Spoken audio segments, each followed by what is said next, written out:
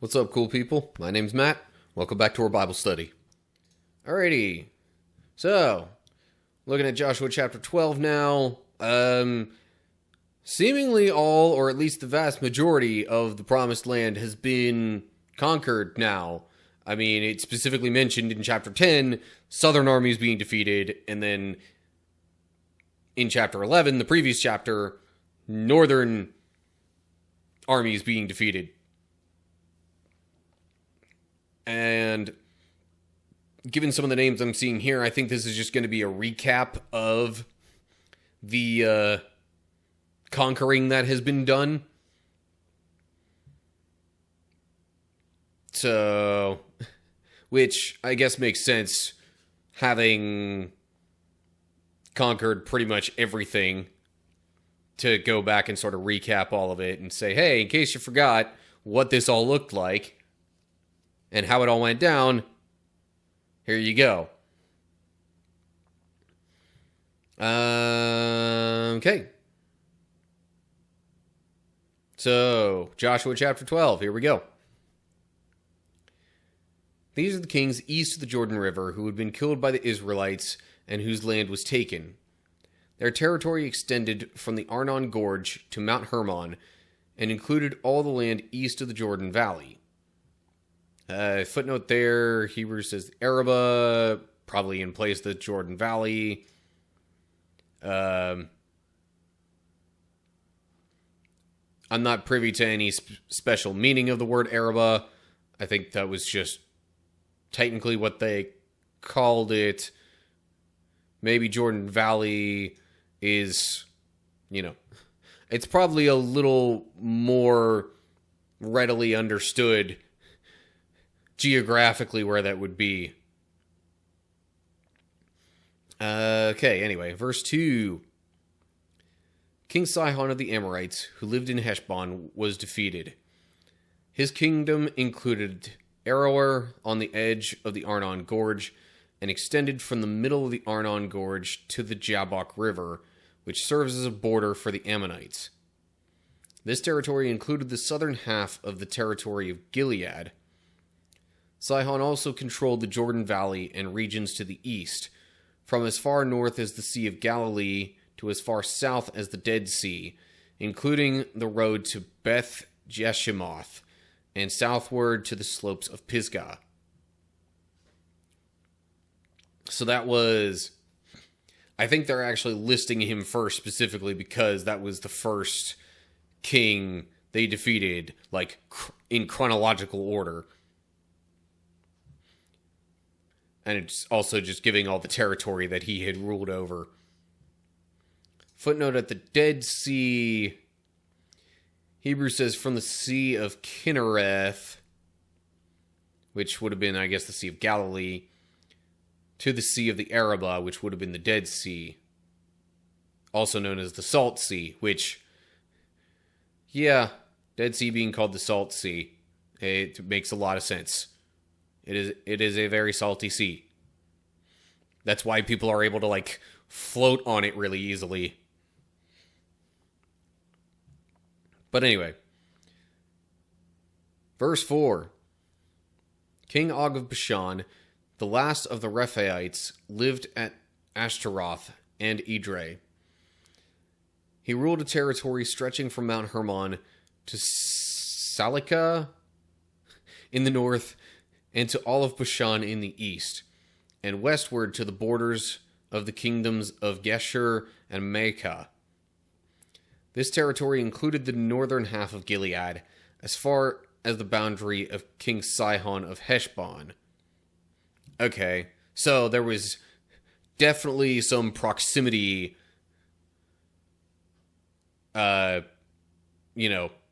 with King Og's territory and King Sihon's. Because both mentioned Gilead. And this one even specifically says, as far as the boundary of King Sihon.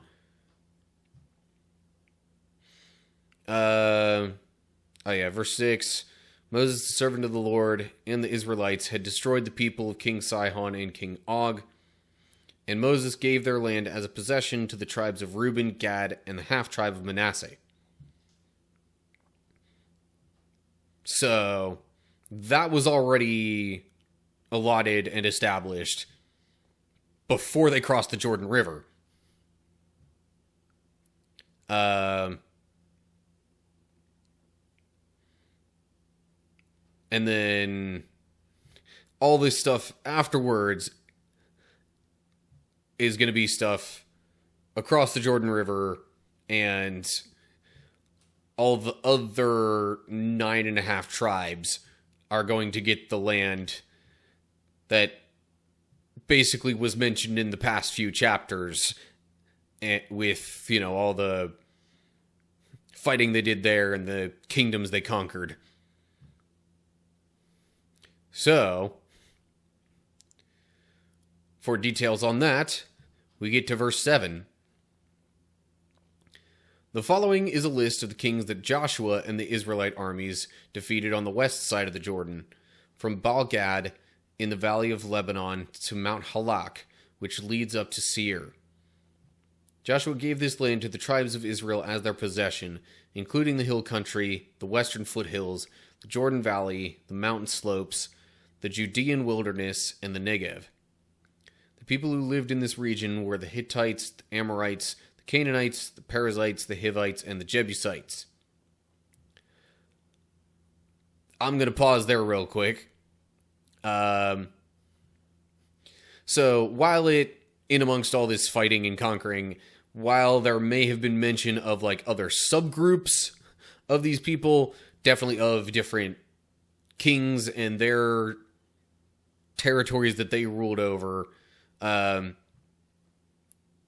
these people groups were essentially the ones that lived in there that the Israelites fought against during all of that stuff that we've been reading in Joshua thus far.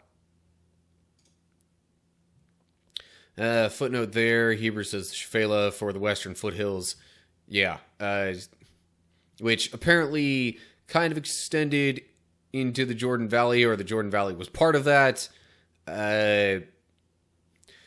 Understandably, there's, a bit of crossover geographically, because it's not always just a clear, obvious break between one region and the next. And they definitely didn't have, signs between different, towns, areas, counties, and whatnot, like some places have today.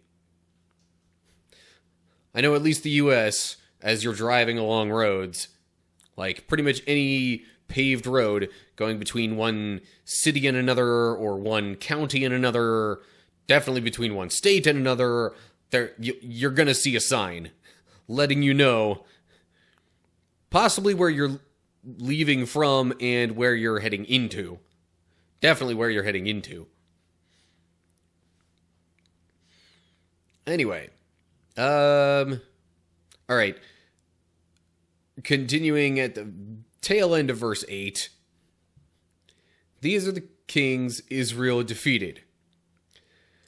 So we've got the king of Jericho, near Bethel, Jerusalem, Hebron, Jarmuth, Lachish, Eglon, Gezer, I don't know, Debir, Geder, Hormah, Arad, Libnah, Adullam, Makkedah, Bethel, Tapua, Hefer, Aphek, Lasharon, Madon, Hazor, Shimron, Meron, Akshaph, Tanakh, Megiddo, Kedesh, Jokneam in Carmel, Dor in the town of Naphoth Dor, Goyim in Gilgal, and Tirzah.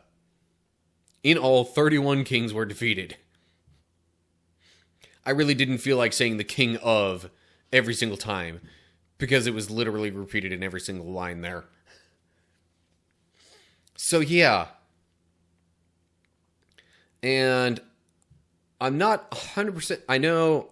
Okay, so we know Jericho was the first, and then Ai was next after that.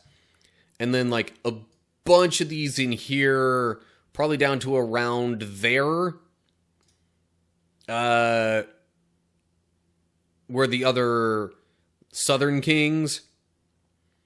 And then all the rest of these would have been the northern kings.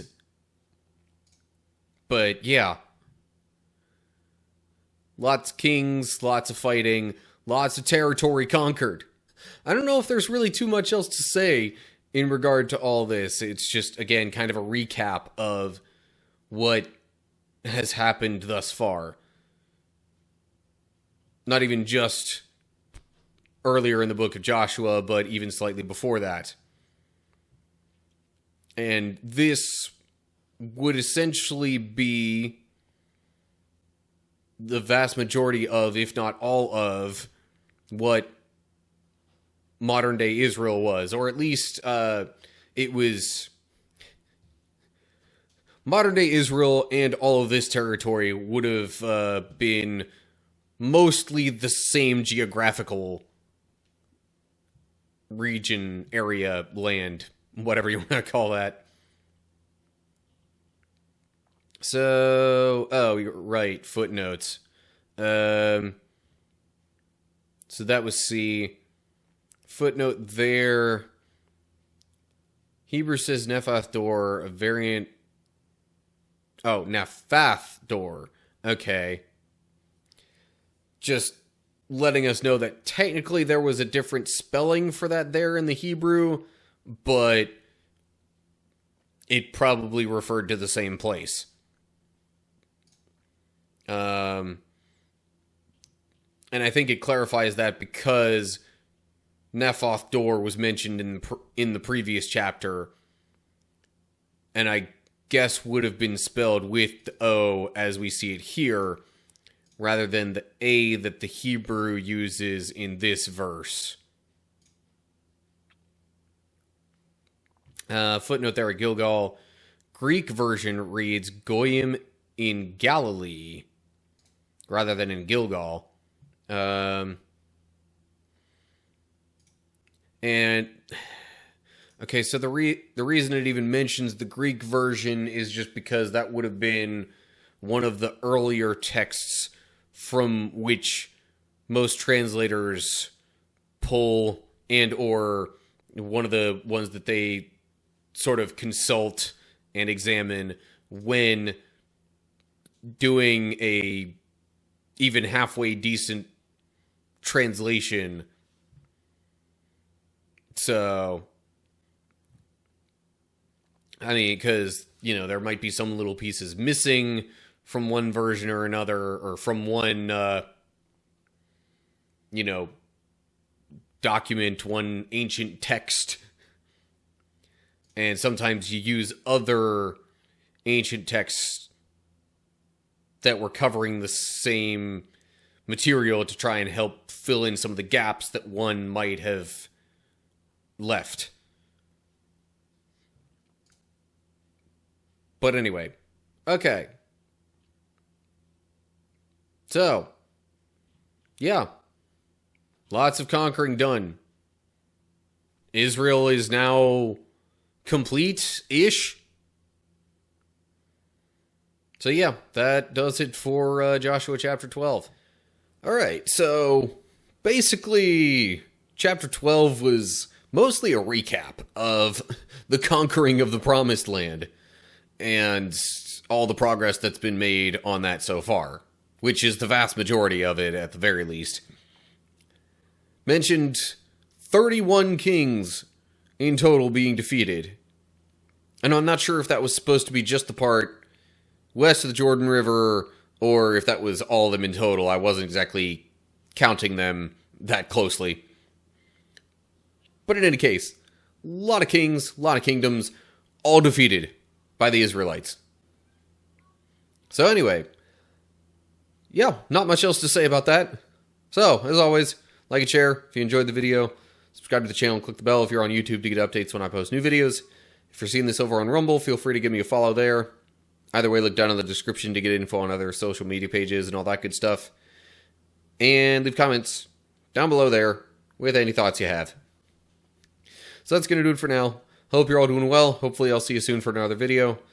But whatever the case is, until next time, stay cool, people.